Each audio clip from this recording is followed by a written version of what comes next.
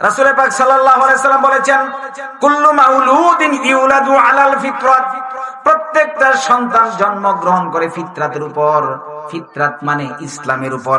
ফা আবাওয়াহু ইউহাফিদানিহি, পিতা তারে কি ইহুদি বানায়, ওয়া ইউনাসরানিহি, অথবা নাসারা বানায়, আও ইউমাজ্জাসানিহি, অথবা মুসি বানায়। এই কারণে আমরা যদি আমাদের সন্তান ভূমিষ্ঠ হয়, ভূমিষ্ঠ হওয়ার পরে শ্রেষ্ঠ নবী বলেছেন, তুমি তাকে আব্বু বলো না, আম্মা বলো না, তুমি বলো লা ইলাহা।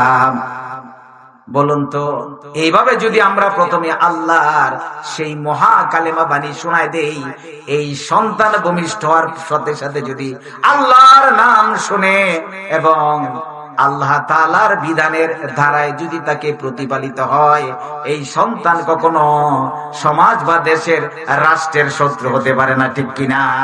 আইয়ুহাল্লাযীনা আমানু কু আনফুসাকুম ওয়া আহলিকুম নারা। আল্লাহু আকবার। কথাটা কার? আল্লাহ।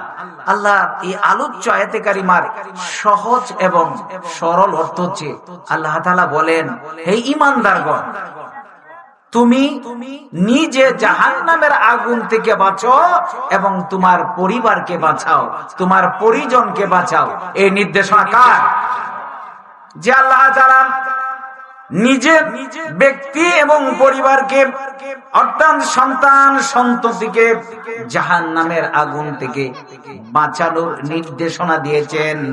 আমরা যদি সেই আল্লাহ তাআলার অবতীর্ণ শ্রেষ্ঠ নবীর উপর যে কুরআনুল কারীম অবতীর্ণ হয়েছে, এবং এই কুরআনের ব্যাখ্যায় আল্লাহর হাবিব সাল্লাল্লাহু আলাইহি ওয়াসাল্লাম নিজ এবং সন্তান সন্ততিদেরকে কিভাবে জাহান্নামের আগুন থেকে বাঁচানোর দিক নির্দেশনা দিয়েছেন, আজকে আমরা এই কথাই আলোচনা করব। সকলে বলি ইনশাআল্লাহ। এক নাম্বার কাজ হচ্ছে সন্তান নিজে বাঁচার জন্য এবং সন্তানকে জাহান্নামের আগুন থেকে বাঁচানোর জন্য সন্তানকে আল্লাহর হুকুম এবং রাসূলের তরিকায় পরিচালিত করা। সুবহানাল্লাহ। সন্তান শুরু হয় কোথা থেকে? বিবাহ বন্ধনের মাধ্যমে থেকে। কি থেকে? বিবাহ বন্ধন। রাসূল পাক সাল্লাল্লাহু আলাইহি ওয়াসাল্লাম বলেছেন, আদ-দুনিয়া কুল্লুহা মাতা ওয়া খায়রু মাতা'id দুনিয়া আল মারআতুস সালিহা, যে পৃথিবীর সবকিছুই সম্পদ, সবচেয়ে দামি সম্পদ হচ্ছে দিনদার নারী। কি দান নারী? কথা বলেন, কি দান নারী?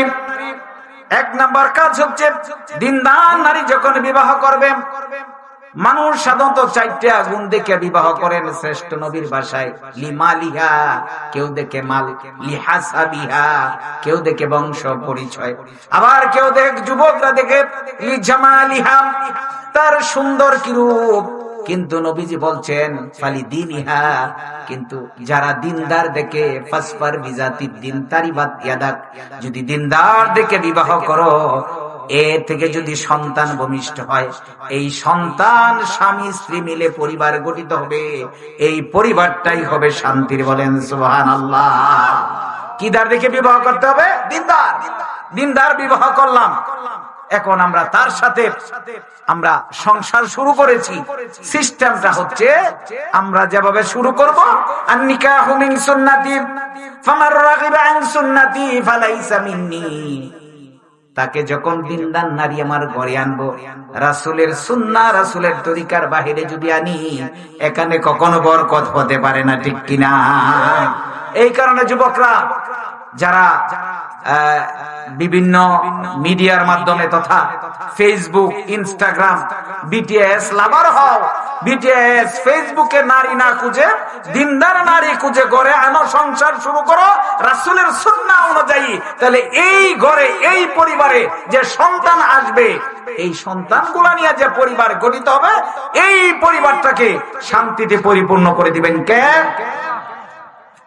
সন্তান আসার জন্য হযরত ইব্রাহিম আলাইহিস সালাতু ওয়াস সালাম যেভাবে দোয়া করেছিলেন, সংসার করো, এশার সালাত আদায় করো, ফজরও যেন কাজা না হয়, মধ্যে আল্লাহ তাআলার কাছে চাও, রব্বি হাবলি মিনাস সালিহিন, আয় আল্লাহ তাআলা আমাকে একটা সুসন্তান দাও।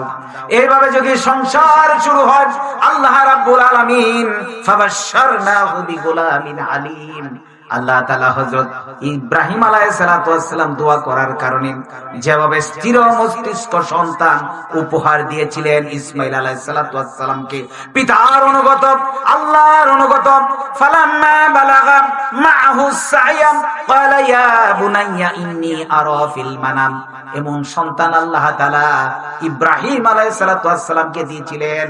পিতা যে কালি বলেছিলেন, সন্তান রে, আমি আল্লাহ তাআলার পক্ষ থেকে আদিষ্ট হয়েছি তোমাকে কুরবানি করতে।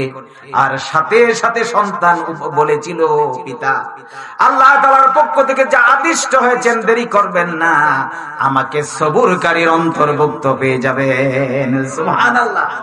এই কারণে আমরা সুসন্তান চাইবো কার কাছে? কথা বলেন, কার কাছে? আল্লাহ বলছেন ফাবাশশারনাহু বিগুলামিন হালিম, আর আমার কাছে চাওয়ার কারণে আমি একটা সুস্থ, স্থির, শান্ত মস্তিষ্কের সন্তান ইসমাইলকে যেভাবে দিয়েছিলাম, পিতার অনুগত, আল্লাহর অনুগত, এরকম একটা সন্তান আমি তোমাদেরকে উপহার দিব। বলেন সুবহানাল্লাহ। যেহেতু বলেছি শৈশবেই সন্তানকে দ্বীনি চেতনায় উদ্বুদ্ধ করা, সন্তান যখন ভূমিষ্ঠ হলো, এখন তো আর ভূমিষ্ঠ হওয়ার জন্য ঘরে আর ভূমিষ্ঠ হয় না। অধিকাংশ মহিলারা সন্তান ভূমিষ্ঠ করে কোথায় বলেন তো? হ্যাঁ, ক্লিনিকে। কোথায়? ক্লিনিকের মেয়েরাও, নার্স যারা আছে, সন্তানকে কাপড় দিয়া গড়িয়ে নিয়ে এসে আবার পরিজনের হাতে দেন। সাথে সাথে আপনি ইফতাহু আলা সিবিয়ানিকুম আউয়ালা কালিমাতিন বিলা ইলাহা ইল্লাল্লাহ, বলেন সুবহানাল্লাহ। যখন তাকে আপনার হাতে দেওয়া হলো, আপনার কোলে দেওয়া হলো, আপনি ডান কানে আজান দিলেন, বাম কানে ইকামত দিলেন, আস্তে আস্তে দিলেন। ছোট্ট মানুষ বাবু জন্মগ্রহণ করেছে, জোরে জোরে কথা বলা যাবে না। শ্রেষ্ঠ নবী বলেছেন তাকে শোনাও, ইফতাহু, তুমি শুরু করো, আলা সিবিয়ানিকুম, তোমার সন্তানকে আউয়ালা কালিমাতিন পড়েন, বিলা ইলাহা, প্রথম তোমার সন্তানকে আল্লাহ তাআলার সেই কালিমা শুনিয়ে দাও, লা ইলাহা ইল্লাল্লাহ। আমরা কিন্তু এই সুন্নাহগুলো আদায় করি না। এই কারণে আমাদের সন্তানগুলা দেখবেন সাধারণত দিনদার হয় না, আমাদেরও অনুগত হয় না, পিতামাতার অনুগত তো হয় না, বরং এরা সমাজ, রাষ্ট্র এবং দেশের জন্য কল্যাণ বয়ে আনে না, বরং তারা সন্ত্রাসী হিসাবে পরিণত হয়। ঠিক কিনা ভাই আমার? রাসূল পাক সাল্লাল্লাহু আলাইহি সাল্লাম বলেছেন, কুল্লু মাউলুদিন ইউলাদু আলাল ফিতরাত, প্রত্যেকটা সন্তান জন্মগ্রহণ করে ফিতরাতের উপর। ফিতরাত মানে ইসলামের উপর। ফাআবাওয়াহু ইউহাফিদানিহি, পিতা তারে কি ইহুদি বানায়, ওয়া ইউনাসরানিহি, অথবা নাসারা বানায়, আও ইউমাজ্জাসানিহি, অথবা মুসি বানায়। এই কারণে আমরা যদি আমাদের সন্তান ভূমিষ্ঠ হয়, ভূমিষ্ঠ হওয়ার পরে শ্রেষ্ঠ নবী বলেছেন, তুমি তাকে আব্বু বলো না, আম্মু বলো না, তুমি বলো লা ইলাহা।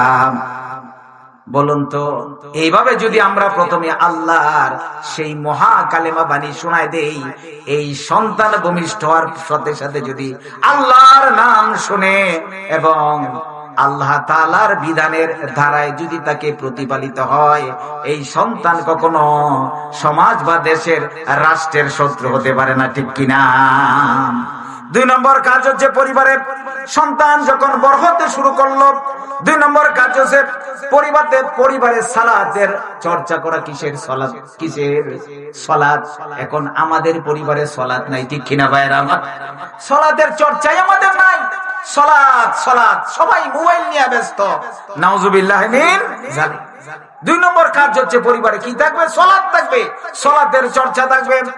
আল্লাহ রাব্বুল আলামিন কুরআনুল কারীমের 20 নম্বর সূরা তাহা এর 132 নম্বর আয়াতে কারিমায় ঘোষণা করেছেন, ওয়া আমুর আহলাকা বিস সালাত, তুমি নিজে সলাতে যাবে, তোমার পরিবারকেও সলাতের নির্দেশনা দাও। কারণ সন্তান এখন হৃষ্টপুষ্ট হচ্ছে, 7 অথবা 8 বছরের বয়স হয়ে গিয়েছে। সন্তানকে তুমি সলাতের নির্দেশনা দাও। ওয়ামুর আহলাকা বিসসালাত ওয়াসতাবির আলাইহা, তুমি নিয়মিত সলাত আদায় করো। পুরুষরা চলে যাবে মসজিদে, আর নারীরা ঘরে সলাত আদায় করবে। ঘোষণা কার? ওয়াসতাবির আলাইহা। একটা মেয়ে যুবতী অথবা একটা ছেলে যুবক, সে সলাতের কথা বলছো, সলাতে যাচ্ছে না, তুমি ধৈর্য হারা হইও না। ওয়াসতাবির আলাইহা, তুমিও যা সলাতে মসজিদে। আবার সন্তান গুলাকেও বলো সলাত সলাত, বাবা সলাত, মেয়েকে বলো মা সলাত, স্ত্রীকে সলাতের জন্য উদ্বুদ্ধ করো। ওয়াসতাবির আলাইহা, এইভাবে যদি কার্যক্রম পরিচালনা করো, আল্লাহ তাআলা এরপরে বলেন লা নাসআলুকা রিজকা, আমি আল্লাহ তোমার কাছে রিজিক চাই না। কি চাই না? রিজিক চাই না। লা নাসআলুকা রিজকা নাহনু নারযুকুকা। তুমি যদি পরিবারে এভাবে সালাতের চর্চা করো, সালাতের নির্দেশনা দাও, আমি আল্লাহ তোমার ফ্যামিলিতে, পরিবারে রিজিকের ফয়সালা করে দিব। সুবহানাল্লাহ। এই কারণে আমরা 1 নম্বর কাজ হচ্ছে সন্তানগুলোকে দ্বীনি চেতনায় উদ্বুদ্ধ করা। জন্মগ্রহণ করার পরেই ডান কানে আযান, বাম কানে ইকামত, আর বলবো লা ইলাহা ইল্লাল্লাহ। 2 নম্বর কাজ হচ্ছে পরিবারে সালাতের চর্চা করা। ভাইরা আমার, 3 নম্বর কাজ হচ্ছে পরিবারে কুরআনুল কারীম সহ দ্বীনি বা ইসলামের বিভিন্ন কাজকর্ম গুলার সাথে তাকে পরিচিত করিয়ে দেওয়া। কুরআনুল কারীম, আল্লাহ রাব্বুল আলামিন কুরআনুল কারীমে ঘোষণা করেছেন ওয়াযকুরনা মা ইউতলা ফি বুয়ুতিকুন্না মিন আয়াতিল্লাহি ওয়াল হিকমা। তোমাদের ঘর সময় কি সময়? ঘর সমূহে ওয়াযকুরনা, কুরআন তিলাওয়াত করো। ফি বুয়ুতিকুন্না, তোমাদের ঘর সমূহে, মিন আয়াতিল্লাহ, আল্লাহর কোরআনের আয়াতগুলা তিলাওয়াত করতে থাকো। ওয়াল হিকমা, এবং জ্ঞান গর্ম কথাগুলা তোমার ঘরে প্রতিদিন প্রতি ওয়াক্ত সালাতের পরে একটা রুটিন মোতাবেক কার্যক্রম চালিয়ে যাও। এই নির্দেশনা দিয়েছেন কে? এখন দেখা যায় যে আমাদের ঘরে, আমাদের ফ্যামিলিতে, আমাদের পরিবারে, আমাদের সন্তানগুলোকে আমরা কখনো কোরআন তিলাওয়াতের নির্দেশনা দেই না, আর নিজেও কোরআন তিলাওয়াত করি না। অর্থ বোঝার চেষ্টা তো করি না, বরং মোবাইলের সাথে সন্তান সম্পর্কিত, মেয়েটাও সম্পর্কিত, এবং কি স্ত্রীও আছে মোবাইল নিয়ে, আর আমরা তাকে বিভিন্ন ভাবে কিভাবে রোজগার করব, এই সব দান্দায় ব্যস্ত থাকি। ব্যস্ত তো থাকতেই হবে। এর ভিতর দিয়া পরিবারে, ঘরে এই জাহান্নামের আগুন থেকে নিজে এবং সন্তানকে বাঁচানোর জন্য কুরআনুল কারীমের চর্চা করার দরকার আছে না নাই? শ্রেষ্ঠ নবী বলছেন মান ক্বারা হারফাম মিন কিতাবিল্লাহ ফালাহু হাসানা। কেউ যদি কুরআনুল কারীমের চর্চা করে, কুরআনুল কারীম তিলাওয়াত করে, কোরআন পড়ে, আল্লাহ তাআলা একটি অক্ষরের প্রতিদান হিসাবে নেকি লিখে দিবেন। ওয়াল হাসানাতু বিআশরি আমসালিহা, এবং একটি নেকিকে আল্লাহ তাআলা 10টি নেকিতে পরিণত করে দিবেন। সুবহানাল্লাহ। এরপর রাসূলুল্লাহ সাল্লাল্লাহু আলাইহি ওয়াসাল্লাম বলেছেন মান ক্বারাআল কুরআন, তোমার ঘরে যে কোরআন তিলাওয়াত হবে, কোরআনটা পড়া হবে, মান ক্বারাআল কুরআন ফাস্তাজহারা বিহি, কোরআনটাকে তোমরা প্রচার করো, প্রতিষ্ঠা করো। ফাহাল্লা হালালাহু, এবং কুরআনুল কারীমের হালালটাকে জানিয়ে দাও সবাইকে যে এটা আল্লাহ তাআলা বৈধ করেছেন। ওয়া হারামা হারামাহু, কোরআনের যে বিধান আছে, বিধানাবলী মানুষের সামনে প্রচার করো, প্রতিষ্ঠা করো। ওয়া হারামা হারামাহু আদখালাহুল্লাহুল জান্নাহ, এই কাজগুলা যদি করো আল্লাহ তাআলা পরকালে তোমাকে এর বিনিময়ে জান্নাতে প্রবেশ করাইয়া দিবেন। রাসূল পাক সাল্লাল্লাহু আলাইহি সাল্লাম এখানে এই কথাটা শেষ করেন নাই। আদখালাহুল জান্নাহ ওয়া শাফাআহু ফি আশরাতিন মিন আহলি বাইতিহি।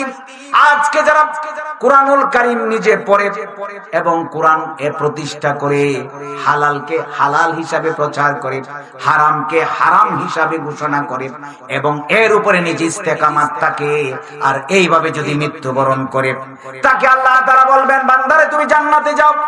রাসূলের হাদিসে জান্নাতে যাইতে চাইবে না, কারণ সে দেখবে তার মা, তার ভাই, তার পরিবার, তার প্রতিবেশী জাহান্নামী। আবার আল্লাহ তাআলা ফেরেশতাদেরকে নির্দেশনা দিবেন, ও ফেরেশতারা রে, আমার এই বান্দাকে জান্নাতে প্রবেশ করিয়ে দাও। কিন্তু ওই বান্দা জান্নাতে যেতে চাইবে না, কারণ ওই বান্দা দেখবে, আল্লাহর এই বান্দা দেখবে তার পিতা মাতা আত্মীয় স্বজন জাহান্নামী। এইবার রাসূল পাক সাল্লাল্লাহু আলাইহি ওয়াসাল্লামের হাদিস বলা হবে, শাফাআহু ফি আশরাতিন মিন আহলি বাইতিহি। ও কুরআন ওয়ালারে, তুমি কোরআনের প্রতিষ্ঠার কাজে ব্যস্ত ছিলে, হালালকে হালাল জেনেছো, হারামকে হারাম জেনেছো, ঘোষণা করেছো। আল্লাহ তাআলা আজকে তোমাকে সুপ্রিম অথরিটি দিয়েছেন, তুমি আজকে 10 জনকে সুপারিশ করো, বলেন সুবহানাল্লাহ। কয়জনকে সুপারিশ করবে? ওয়া শাফাউ ফি আশরাতিন মিন বাইতিহি কুল্লুহুম কাদ ওয়াজাবাত লাহুন নার। ওই সন্তান তাকে 10 জনের সুপারিশ করে জাহান্নামী পিতামাতাকেও জান্নাতের দিকে ধাবিত করাইয়া দিবেন। সুবহানাল্লাহ। আমি এতক্ষণ আপনাদের সম্মুখে ঘোষণা করেছি, সন্তান এবং নিজে এবং পরিবারকে জাহান্নাম থেকে বাঁচার জন্য 1 নাম্বার কাজ হচ্ছে সন্তানগুলোকে ইসলামী ভাব দ্বারায় পরিচালিত করা। 2 নম্বর বলেছি সালাতের চর্চা করা।